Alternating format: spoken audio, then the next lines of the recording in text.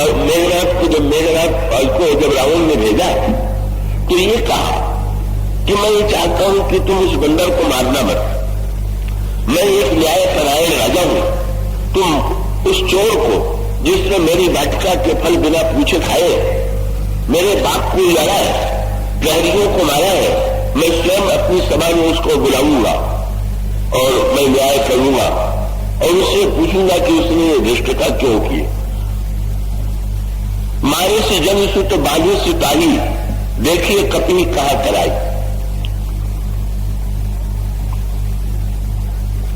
और जब मेघनाथ के नागपात में बधे हुए हनुमान जी रावण की सभा में पहुंच गए तो रावण ने पूरा अभिनय किया न्याय का। उसने कहा कि तुम्हें दंड देने से पहले मैं तुमसे कुछ प्रश्न करूंगा, क्योंकि न्याय करने के लिए आवश्यक है कि अपराधी की बात भी, अपराधी की सफाई भी उसे सुनी जाए। तो मेरा प्रश्न ये है कि तुमने मेरी वाटिका का फल बिना पूछे क्यों खाया, और खाया तो फिर उजाड़ा क्यों, और उजाड़ने के बाद प्रहरियों ने रोका तो तुमने मारा क्यों? तुम्हारा अपराध तो बहुत ही भीषण है। तुमने चोरी भी किया, सीना जोरी भी किया, और जिन लोगों ने तुम्हें रोकने की चेष्टा की उनको वार करके तो तुमने बहुत ही कई कहना चाहिए कि तुम्हारे अपराध की कोई सीमा नहीं। जब रावण ने यह प्रश्न किया तो हनुमान जी ने जो उत्तर दिया, उस उत्तर को अगर केवल बहिरंग दृष्टि से देखे तो बड़ा विचित्र उत्तर लगता है। तो बड़ा विचित्र इसलिए लगता है कि हनुमान जी ने उत्तर कहा, आज किसी न्यायालय में अगर कोई अपराधी इस प्रकार उत्तर दे जैसे हनुमान जी ने दिया था तो शायद उसको जितना दंड मिलने वाला होगा उससे और दुगुना दंड मिलेगा। क्यों पूछा, मेरी वाटिका का फल पूछे बिना क्यों खा लिया? कले खाओ फल प्रभु लागी भूखा, मुझे भूख लगी थी इसलिए खा लिया। अच्छा भूख लगी थी खा लिया तो बात क्यों उजाड़ जा? बोले कब स्वभाव थे तो भूखा, मैं बंदर हूं, ये मेरा स्वभाव है इसलिए मैंने उजाड़ दिया। फिर तुमने मार क्यों दिया? बोले जी मुझे मारा तेरी में मारा। अगर कोई इस प्रकार उत्तर दे कि मुझे आवश्यकता थी इसलिए मैंने चोरी कर दी या वस्तु उठा ली, और अगर उसने वस्तु को लेने के बाद आग लगा दी हो और उससे पूछा जाए कि तुमने क्यों उजाड़ दिया, क्यों आग लगाई, तो कहने तो मेरा स्वभाव है। और अगर ये कहे कि अगर कोई मुझ पर आक्रमण करेगा कि चाहे ठीक हो चाहे जैसा हो हम तो उसको दंड देंगे, तो उत्तर तो बड़ा विचित्र है। लगता है कि हनुमान जी ने इतना लचर उत्तर कैसे दिया, पर अगर आप गहराई से विचार करके देखेंगे तो हनुमान जी के उत्तरों में रावण के प्रति इतना मीठा व्यंग है कि रावण उस संकेत को समझ गया। इसलिए रावण ने आगे चल करके इस प्रश्न पर विवाद नहीं किया।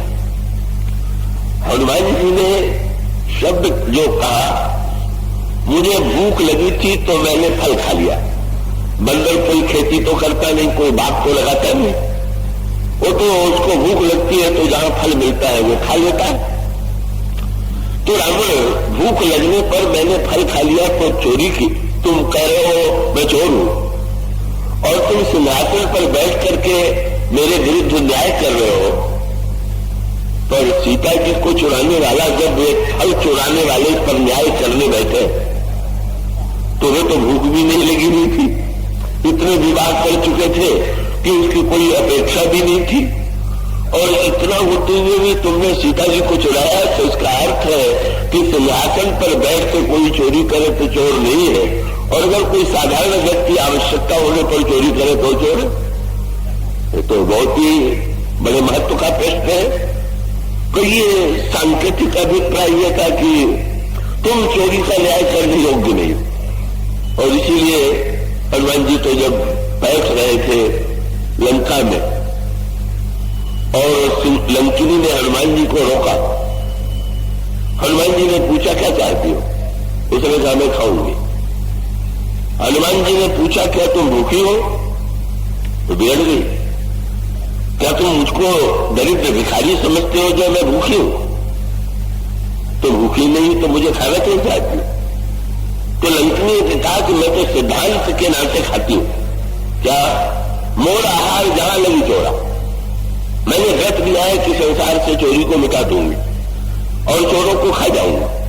तुम चोर हो इसीलिए मैं तुम्हें खाऊंगा। जो ये बात हनुमान जी ने सुना तो तुरंत एक मुक्का कस करके उसके सिर पर लगा दिया। मुक्का एक महाकपियानी। लंकिनी ने पूछा, मेरे रोकने पर मुक्का लगाया तो मेरे सिर पर ही क्यों मुक्का लगा दिया? सिर पर मुक्का लगा तो मुंह के बल गिर पड़ी, मुंह से रक्त निकलने लगा। तो हनुमान जी ने कहा कि मैं समझ गया कि तेरा सिर ठीक नहीं है, उसी को ठीक करने के लिए मैंने मुक्का लगाया। क्यों, मेरे सिर में क्या खराबी?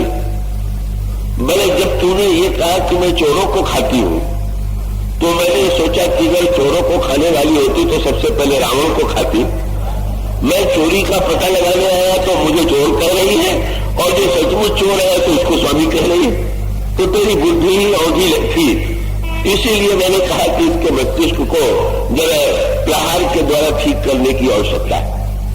और इसका अभिप्राय यह है कि रावण को दूसरे की छोटी सी चोरी चोरी दिखाई देती है और स्वयं अपनी इतनी बड़ी चोरी में कब वो सीता जी ने तो यही रावण से कहा, तू कैसा विवेक का सच सुनो हरि आने से मुंह अधम निरज्ज लाज नहीं पाई।